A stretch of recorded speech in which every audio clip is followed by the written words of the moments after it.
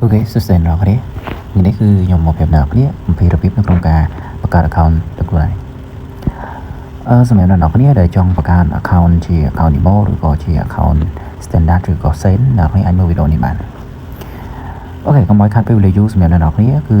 អ្នកនរគ្នាអាចចុច scan QR code របស់ខ្ញុំដើម្បីចូលទៅបង្កើតទាក់ទងជាមួយនឹង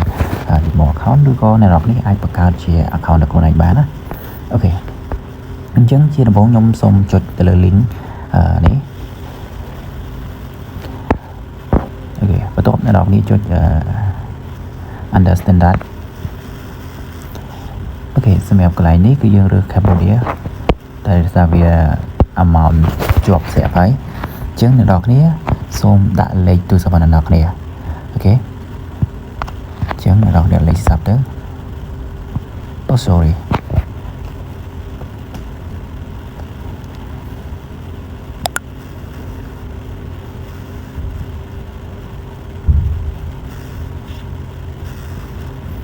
អូខេអញ្ចឹងអ្នកនរគ្នាដាក់លេខទូរស័ព្ទរបស់អ្នកនរគ្នាអូខេ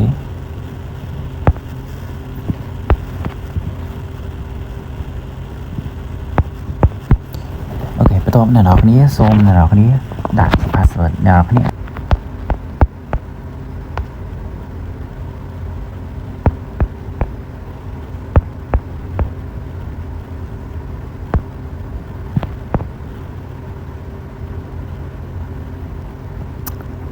អ្នកនរគ្នាសូមអ្នកនរគ្នា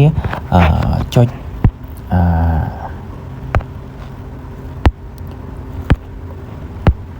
អ្នកនរគ្នាអាចចុច verify ជាមួយនឹងកូដណាអ្នកនរគ្នាកូដ6ខ្ទង់អូខេអញ្ចឹងអ្នកនរគ្នាចុចមកអូខេអញ្ចឹងអ្នកនរគ្នាចុច login អូខេហើយជំហានបន្ទាប់អ្នកនរគ្នាសូមចុច go to profile អូខេចឹងសូម close សម្រាប់កន្លែងនេះអ្នកទាំងអស់គ្នាត្រូវដាក់ជាមួយនឹង date of birthday ដូចទៅនឹង attachment របស់អញ្ចឹងអ្នកនរគ្នាដាក់តាមហ្នឹងហើយអ្នកនរគ្នាសូមចុច OK អូខេអញ្ចឹងសម្រាប់Gmail ហើយ Gmail របស់គាត់ទៅអូខេ